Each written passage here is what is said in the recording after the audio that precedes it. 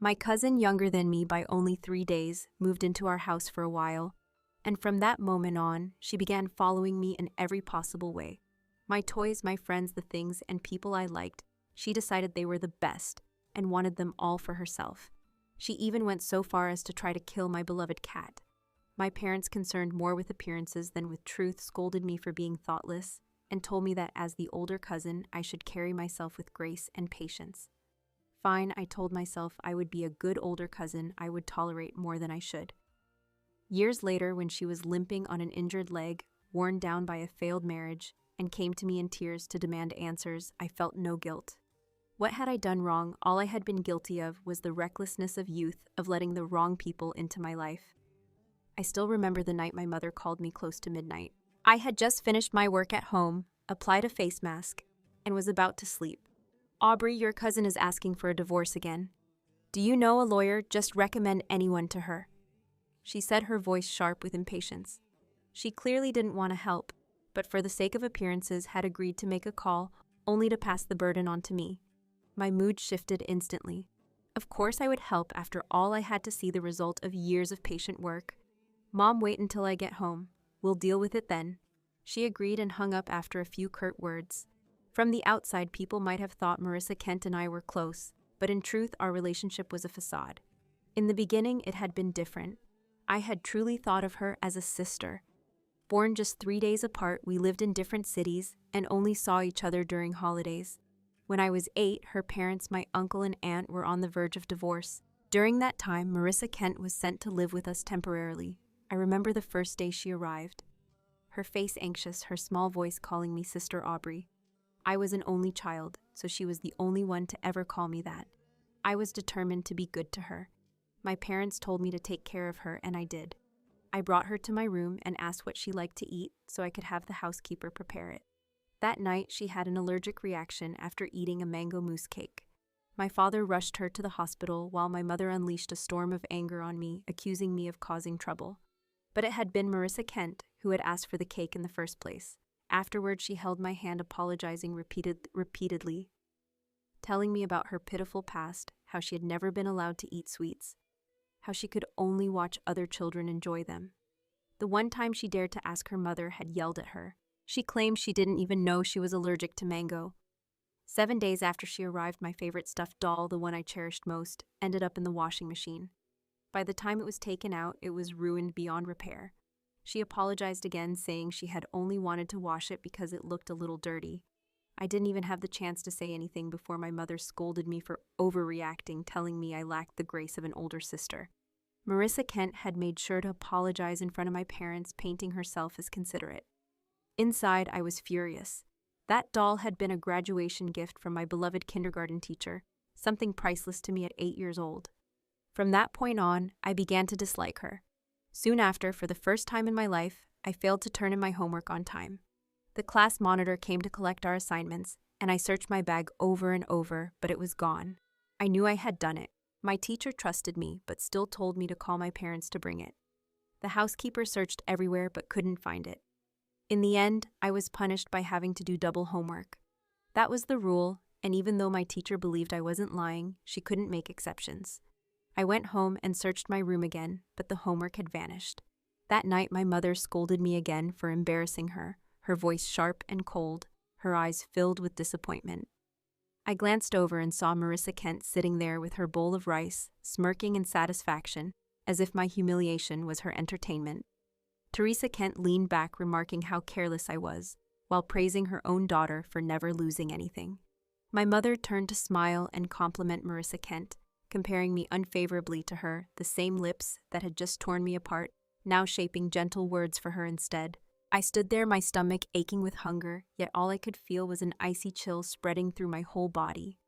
I began to dislike her then, though not yet with the venom that would come later. She stayed in our house for only 2 weeks. When my uncle and aunt reconciled and decided not to divorce, they came to take her home. I was thrilled at the thought of her leaving, but my relief was short-lived. I opened my bedroom door to find her holding scissors, shredding my already deformed doll into pieces. Fluff floated through the air like tiny white snowflakes. She looked at me and grinned. "Aubrey, everyone says you're smart, but you're actually so stupid. Stop looking for your homework." I threw it away a long time ago. You're just too easy to fool." She laughed, the sound sharp and triumphant, her eyes glittering with open malice. The rage of a child has no filter.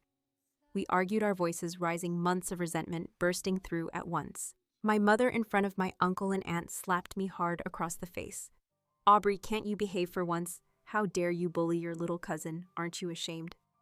My cheek burned hot, and I ran to my room in tears. After Marissa Kent left, I began to notice my school supplies, either disappearing or turning up damaged. I went to my mother to tell her, but she brushed me off, accusing me of lying. When I cried and tried to explain, she grew impatient. "Aubrey, have you thought about why your things get damaged so easily? Telling me now won't change anything. Do you expect me to go talk to them over something so petty? You should be ashamed." Her words were like invisible slaps, striking deeper than the one she had given me earlier.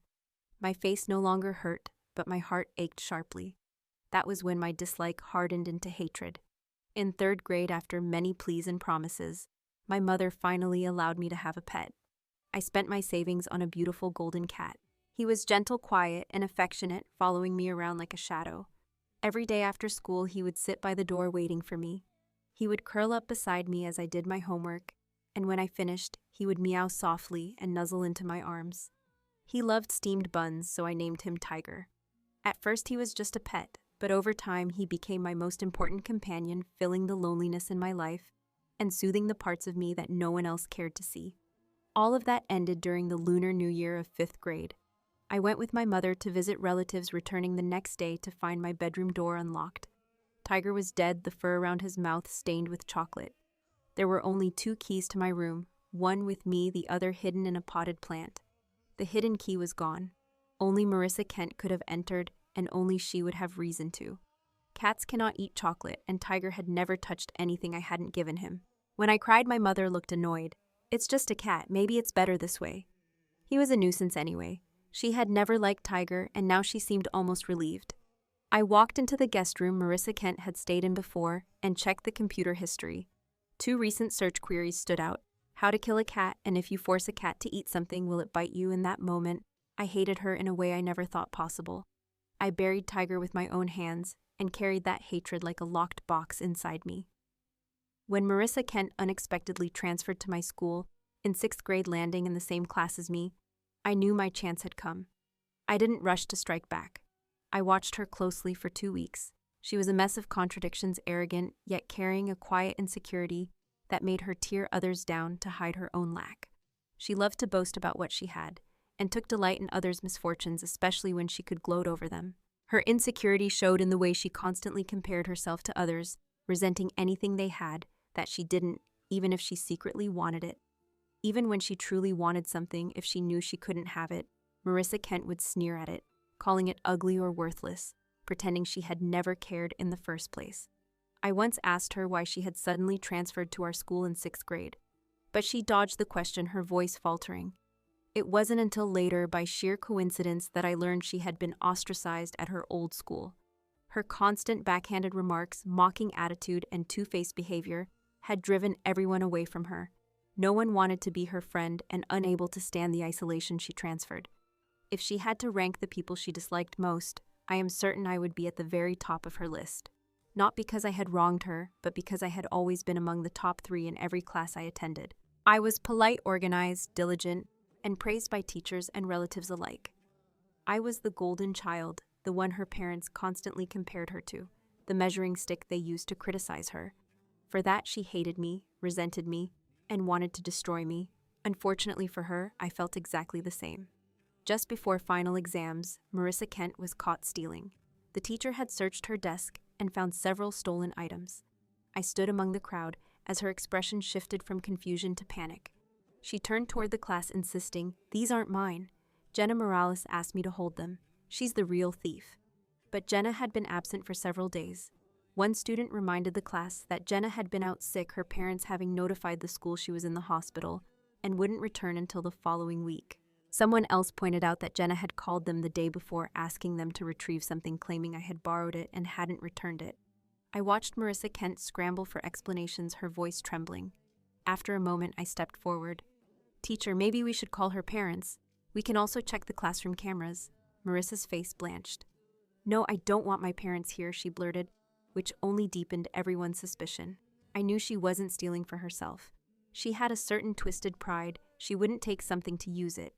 What she enjoyed more was destroying things so others couldn't have them, just like my ruined doll, my missing homework, and tiger. The real thief was Jenna Morales. Jenna had transferred to our class in 4th grade. I had many friends and knew how to get along with people, and she quickly made herself well-liked. For a time we were close until I noticed her habit of lying and taking things that didn't belong to her. Jenna was the most skilled liar I had ever met.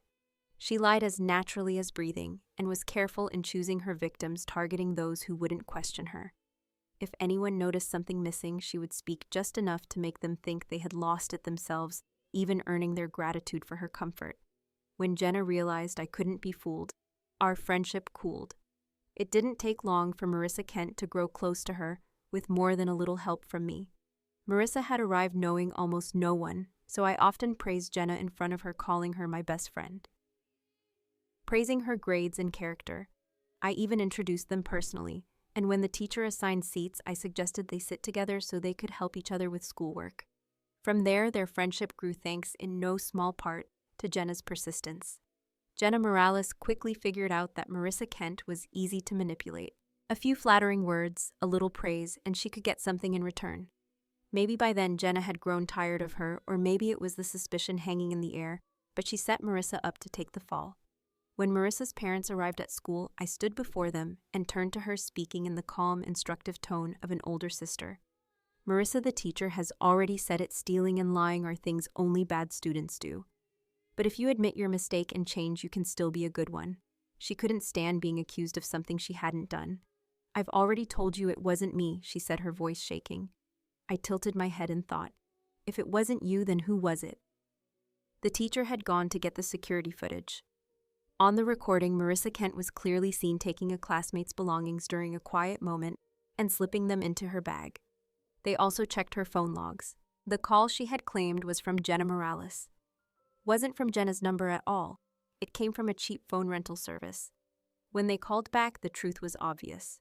With no proof of her innocence and Jenna denying everything upon her return, Marissa was left holding the blame. Jenna lied effortlessly without a single crack in her story. Their friendship collapsed instantly. Soon, Jenna was spreading rumors that Marissa had treated her like a servant and gossiped behind everyone's backs. The class shunned her completely. I became the only person she could talk to. Some advised me to stay away from her. After all, she was a thief and a liar, and people like that were disgusting. I only smiled and said she looked too pitiful to be left alone. She sank deeper into her bitterness, complaining about one person after another, unable to control her emotions, and letting her dislike show openly. That only pushed our classmates further away. By the end of 6th grade, I was still her only friend. When we moved on to middle school, we both stayed at the same institution. The school required boarding, and we were placed in the same dorm room. Maybe after the isolation she'd endured, Marissa realized I was the easiest to be around and the only one who would still play along with her. Suddenly, she became attentive, taking the spot next to me and calling herself my best friend. If I got too close to someone else, she would sulk, making sly, cutting remarks or creating petty drama. I acted as if I didn't notice. She seemed to truly see me as her closest friend, but was that real? "Aubrey? Don't be too nice to Marissa," a classmate whispered once. "You don't know this, but she talks about you behind your back all the time." I knew she had mocked me from head to toe, stringing together every insulting word she could think of, criticizing my clothes, my appearance, my personality, even my achievements. Anything she could find to attack, she would. As if that could somehow prove she was better than me. She hadn't changed. She still hated me and still wanted to ruin me. The only difference was that now she hid behind a mask because she understood I was the only one willing to stay by her side and occasionally comfort her. That was exactly why she needed me. And me, of course I would keep comforting her. Have you ever heard of raising someone up only to let them fall? I wanted to lift her high and then let go. "Marissa, you have so many friends in this school, right? Do you know the class president from next door?" "Claudia Pearson?" I asked casually while we were doing homework together. "Why are you asking about that?" Marissa Kent looked at me suspiciously. I gave her a warm smile, masking my real thoughts. Today in the teacher's lounge, I overheard the staff praising Claudia Pearson. They said she has a great personality and excellent communication skills. I thought I'd like to get to know her. I heard you're close with her. Could you help me out? Every word was a lie, including that last part. I watched her think it over until her eyes flicked sharply toward me. Aren't you good at everything? Go introduce yourself. Just because I'm friends with her doesn't mean she wants to know you. Don't get your hopes up. I put on a look of disappointment and kept quiet. The next day, I saw Marissa Kent carrying breakfast to Claudia Pearson. They were laughing together, and by the end of the day, they acted like old friends. Marissa even told Claudia to wait for her outside the classroom. Aubrey, Claudia doesn't like you. I'm walking home with her, so I won't be going with you anymore, she announced, striding past me with an air of triumph, as if she had finally won something over me. Did you see her face just now? Absolutely disgusting, the girl sitting behind me muttered. You're the only one who can stand her. I didn't respond, only gave a small, tired smile as I packed my bag and slipped away. Her connection with Claudia Pearson grew tighter, the two of them inseparable during every break. They laughed and talked while I stood apart, feeling my own loneliness deepen. To Marissa, that must have looked like jealousy. The brighter her smile grew, the more I withdrew into my studies. People only have so much energy, and I intended to break her from the roots up. To maintain this precious friendship she valued so highly, she began to neglect her schoolwork. When the midterm results came in, I ranked first in the class and second in the entire grade. Marissa Kent, who had always been among the top students, had fallen 10 places, landing in the middle of the rankings. I watched her smile vanish the moment she heard her score. The teacher gave her a gentle reminder, telling her she had a strong foundation and should focus more. Her eyes reddened, but she held back her tears. After class, a classmate came to my desk to ask for help with a problem. I was known for my consistent grades and willingness to explain difficult concepts, so I picked up my red pen and began marking the errors in her work. Before I could finish, Marissa shot to her feet. She was crying now, biting her lip hard, her eyes blazing with anger. So you scored a little higher than me? What's there to be proud of? She slammed into my desk, knocking it over. My notebooks tumbled to the floor, pages torn. I steadied myself, feeling an almost electric rush of satisfaction. Yes, exactly like that. But it still wasn't enough. What's wrong with her? Someone snapped before I could say a word. Several classmates rushed to set my desk upright and gather my scattered things. A few of my fountain pens seemed broken, which only made them angrier. I stayed quiet for a long time, my expression carefully composed into one of weary sadness. She must be going through something, I said softly. That single sentence sharpened the others' dislike for her while pulling their sympathy closer to me. I listened in silence as they criticized her and tried to comfort me. It was nearly time for the next class when Marissa returned. Her eyes were bloodshot, and she looked at me as though I had committed some unforgivable sin. The homeroom teacher came in. It was our class meeting period. I said nothing about what had happened, but a classmate couldn't hold back and told the story in full. The teacher despised physical altercations between students, especially when tempers spilled over into violence. He set aside the announcements he had planned and began to investigate. Marissa Kent tried to explain herself, but there was no justification for what she had done. She didn't want to admit her fault, and she certainly didn't want to apologize. I stayed silent the whole time, only speaking up when the teacher, clearly frustrated, was about to call her parents. Sir, please let this go, I said. If her aunt finds out, she might hit her, but children who never know their place will only make people dislike them. A little bit of obedience earns sympathy and favoritism that's hard to resist. That's part of it, but more importantly, this won't do any good. I thought back to the only time my parents were called to school, when I was in elementary. I could still remember exactly what was said that day. The comfort and protection others could get so easily were things I could never reach. In the end, the teacher decided not to call her parents, just gave Marissa Kent a few words of warning. After class, Marissa ran out of the room and didn't come back until right before the next period. She cared a lot about her grades. If she focused on studying and returned to how she used to be, her scores could have improved. But when I saw her still wasting time, instead of doing homework or reviewing lessons, still hanging around Claudia Pearson, like before, I knew her heart wasn't returning to schoolwork anytime soon. And Claudia Pearson. She wasn't as great as Marissa thought, not at all. Claudia was the class president in the next homeroom, and she was very good at hiding her true nature. Outwardly, she seemed friendly and well-liked, but I'd often overhear teachers in the office complaining about her. Claudia liked forming little cliques where she was the center with everyone hanging on her words. She was generous to her circle and had a sharp tongue, always steering conversations so people sided with her and turned against those she didn't like. If Claudia didn't like you, you became the target. She'd lead the group in making fun of you until everyone thought you deserved it. She even rallied others to go against teachers she disliked, especially the new English teacher. That poor teacher had been driven to tears so many times she nearly quit. It gave our homeroom teacher constant headaches, but Claudia was clever, always hiding behind others and twisting the truth with a silver tongue. In some ways, Marissa was like her, but she wasn't as smart. At first, they probably hid their worst sides and showed only their best, so they seemed close. But over time, cracks formed.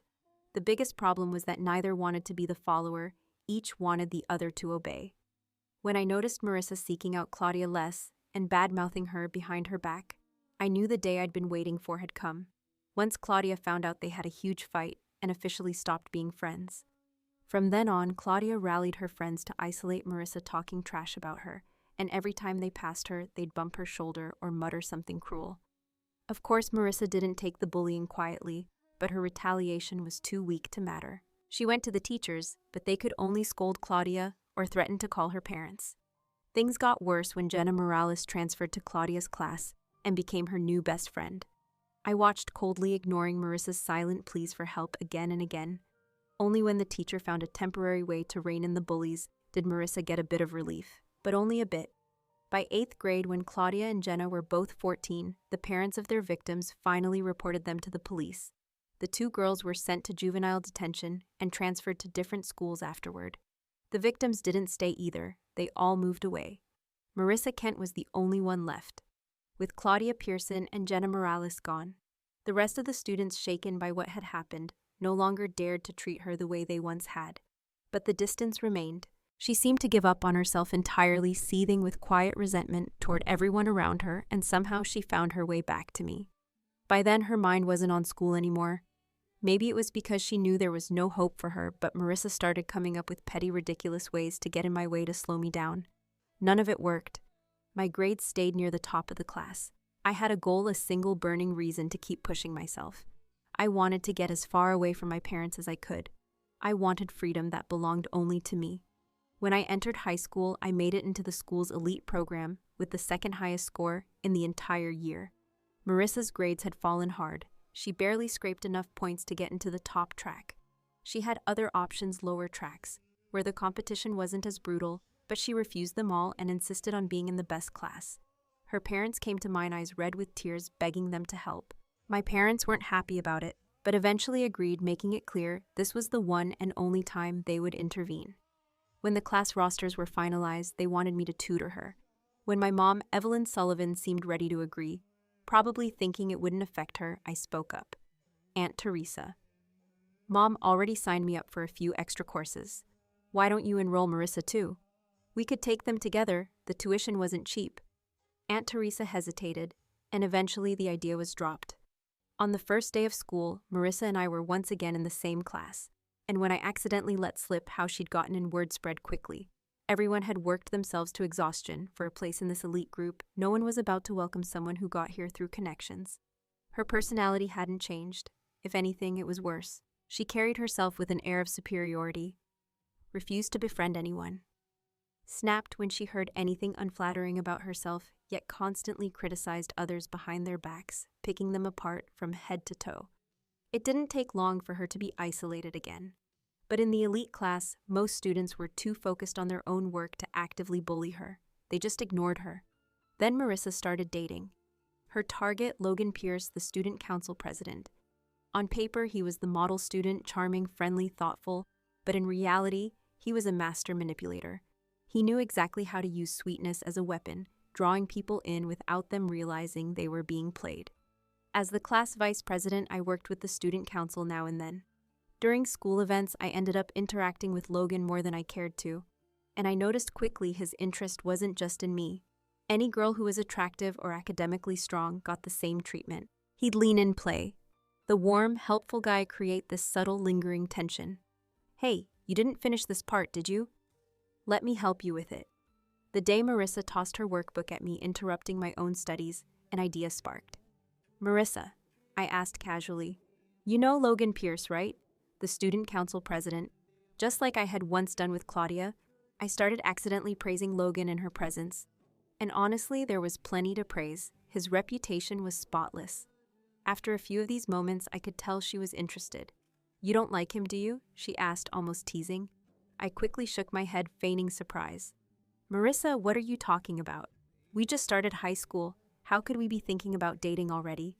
But to her, my denial was just a lack of courage.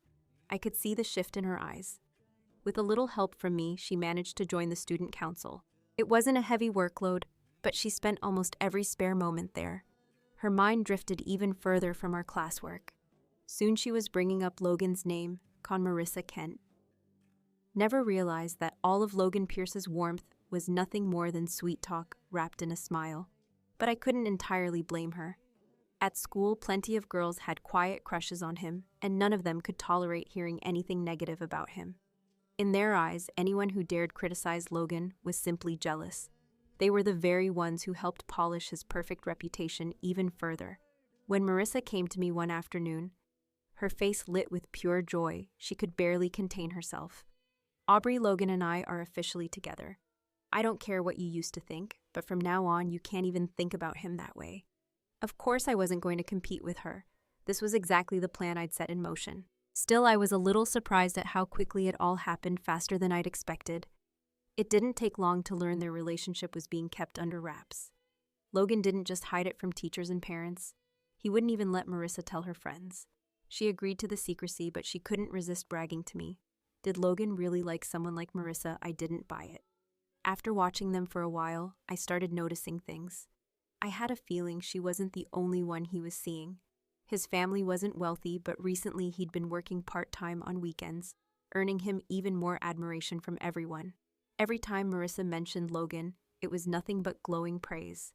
But then I noticed the watch on his wrist, the same one I'd seen in her possession just a week earlier. She came to me again, brimming with excitement. Aubrey, this weekend, Logan's taking me out. It's our first date since we started going out. Did you forget there's a monthly exam on Monday? I asked not to remind her, but to see where her priorities truly lay. She hesitated for a second, then smiled. It's just a monthly exam. It's not that important. Fine, she added casually.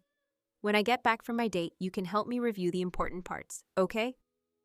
She didn't wait for my answer before pulling out her phone to text him. That weekend, she was gone all day and didn't return until late at night, grinning from ear to ear. I decided to make sure she stayed distracted. Marissa, Logan's birthday is in a few weeks. Have you thought about what to get him? Immediately, she grew defensive. How do you know that? Have you been snooping around about him? I'm just reminding you, I said lightly. I don't need you to remind me. I'm his girlfriend, of course I know. The next day, she went out to shop for his gift, her mind completely consumed by him. By the time she came back, she had already forgotten her own promise to review for the test. It wasn't until the next morning that she panicked and asked me to mark the key sections she'd missed. During the 20 minutes of self-study that followed, she pushed herself to memorize as much as possible, but the amount of material was too much. By the time the test began, she was tense and drained, and in the end, she barely remembered a thing. When the results came out, Marissa landed at the very bottom of the class, with the lowest score she'd ever had. She buried her face in her arms and sobbed. It seemed for a moment that she might finally get serious about her studies again. But within days, her focus drifted right back to Logan. Our elite class had one unspoken rule: if you placed dead last for 3 monthly exams in a row, you'd be transferred to the regular track. According to our homeroom teacher, this almost never happened. Keeping that position 3 times straight was harder than it sounded. But Marissa managed it. When the official notice came, she looked stunned, as if her mind couldn't accept it. Later, I heard Aunt Theresa had slapped her. Marissa's only response was defiance. It's just the elite class. I'll get back in on my own. She tried for a while, but when the results didn't come, she gave up again. By junior year, her relationship with Logan was over. The secret that Logan Pierce had been dating multiple girls at the same time finally came to light, shocking quite a few people. Maybe it was because she'd been completely brainwashed by him, but Marissa Kent still believed he wasn't at fault, that it was everyone else's fault. It wasn't until all of Logan's dark sides were exposed until she realized he had never loved her and only saw her as a source of money and comfort that it took Marissa several months to wake up from the illusion. Logan was expelled from school, and Marissa was called to the principal's office for a talk about dating while still a student. Her parents were called in too. At that time, I was still in class, so I didn't witness any of it. By the time school was over, Marissa had already gone home with Aunt Theresa. "Aubrey, you'd better start managing your cousin. Look at what she's turned into dating while still in school." "Doesn't she have any shame?" Aunt Theresa snapped. All I could do was answer helplessly. "Aunt Theresa, the problem is that Marissa never listens to me. Besides, we're not even in the same class." The next morning at 7, my alarm woke me up. I turned it off, sat up in bed, and stared into space for a moment before realizing I'd just been dreaming again about the past. Yesterday, I'd agreed with my mom, Evelyn Sullivan, that we'd catch a ride at 10. It was still early, so I got out of bed, washed my face, put on my makeup, slipped into a dress, and finished up the work I hadn't completed last night before heading out. Marissa had gotten married young, a marry because you're already pregnant situation. Her husband, Sebastian Ward, was a British guy I'd met back in college. Marissa hadn't done well on her college entrance exams, and even with my mother's connections, nothing worked out for her. She and Aunt Theresa had a huge fight, and she nearly dropped out of school. In the end, she got into a third-tier university and drifted through her days without much purpose. She met Sebastian because of me. Unlike Logan from high school, Sebastian was rich and generous. He often treated everyone to meals, and even casual friends received gifts worth hundreds of dollars. On the surface, he seemed perfect, but I happened to discover his dark side. He had a serious, violent streak. I had only introduced them, never imagining they'd end up married with Marissa pregnant. But that's exactly how it went. After asking around among relatives, I learned that Marissa desperately wanted to be with Sebastian, though their relationship was rocky. They even broke up once, but when she got pregnant, they married for the sake of the baby. Tragically, not long after the wedding, the baby was gone. I didn't visit her at the hospital, but I heard she was badly injured, most likely because of Sebastian. By the time I graduated college and was preparing for graduate school, Marissa was already married. She still kept tabs on me and talked behind my back, but nobody really paid attention to her words. This time, coming back home, I saw my parents for the first time in nearly 2 years, and I also saw Marissa lying in a hospital bed. My mom told me Sebastian had beaten her again. It wasn't the first time, but in the past, she'd tried to hide it. Eventually, it became impossible to hide, and all the relatives knew. This time, though, the beating was far worse. He had pushed her out of a window. The doctor said her left leg couldn't be saved. When she got the news, Marissa broke down crying. My mom just stood there with an annoyed look, as if the whole thing was nothing but trouble for her. "Aubrey, find your cousin a lawyer," she said, before leaving the room. Once she was gone, it was just me and Marissa in the hospital room. "Where's Aunt Theresa?" I asked. Marissa gave me a bitter smile. "So now you're satisfied, right?" "Why would I be satisfied?" I asked back. "Don't think I don't know. You've never liked me. You just don't want me to live a good life." She was right. I was exactly that kind of person. "Do you remember Tiger?" I asked quietly. Marissa Kent had forgotten for a moment, then slowly remembered. "It was just a cat." She stared at me in disbelief. I didn't bother saying anything else, just turned and walked out of the hospital room. There was nothing left for us to talk about. So what if it was just a cat? To me, Marissa's place in my heart didn't even come close to Tiger's. I'd introduced her to a lawyer, just a random one, gave her the contact, and never followed up. Later, I heard she'd managed to get a divorce, walking away with only a small sum of money. Afterward, I met her once. No one else was around, and she glared at me with pure hatred. "Aubrey, do you have any idea how much I despise you? My whole life, Mom always compared me to you. Told me to be like you. She never saw my efforts. I don't just hate you, I loathe you." I almost laughed at the irony. "She's the one who said those things to you. If you want to hate someone, hate her. What does it have to do with me?" But Marissa didn't listen. She never did. If she could listen, she wouldn't think the way she does. Once her divorce was settled, I walked away assuming she'd live off that money for the rest of her life. I didn't expect to hear a few years later that she'd found true love. This time, I didn't get involved. I didn't care that she'd been married before, that she'd injured her leg, or what her personality was like. Something deep down told me things couldn't be that simple, but it wasn't my business, so I stayed out of it. Only a few months later, news broke that Marissa had gone missing. The police searched for years. Eventually, they found her in some remote mountain area. They said her mind was no longer sound. She couldn't even take care of herself. It took years before she showed any improvement, but her temper became explosive. Even the smallest disagreement would set her off shouting and screaming until people avoided her altogether. I learned all of this from others. Aubrey, are you coming home for the holidays? My mother asked again over the phone. I wasn't sure when it had started, but my mother was calling me more and more often, never with anything important to say. I hated those kinds of calls. Mom, I'll see how things go. If there's nothing urgent, maybe you shouldn't call me so often. She sounded shocked. Aubrey, have you forgotten I'm your mother? Other daughters stay close to their moms, call them all the time, come home for the holidays. But you? How can you be so cold? I stayed silent for a long moment. Mom, what you want and what they want aren't the same thing. They want a happy child. You only want a child who won't embarrass you. I've already done that for you. Nothing in this world is perfect. You can't be too greedy. It's all in the past, she muttered, her voice awkward. Mothers and daughters don't hold grudges overnight. Maybe you've forgotten, but I remember. I remember every single thing you said. You never gave me a normal mother-daughter relationship, so I can't give you one either. This time, she was the one who fell silent. Eventually, I got the apology I'd been waiting for, but it came when she was drunk. And strangely enough, I realized those 3 words didn't matter anymore. When I needed them most, I didn't get them. Saying them now was meaningless. Everything felt like it did when I was a child, except now the roles were reversed. They were the ones longing for me to come home. And me, aside from sending them their monthly allowance, I couldn't give them anything else.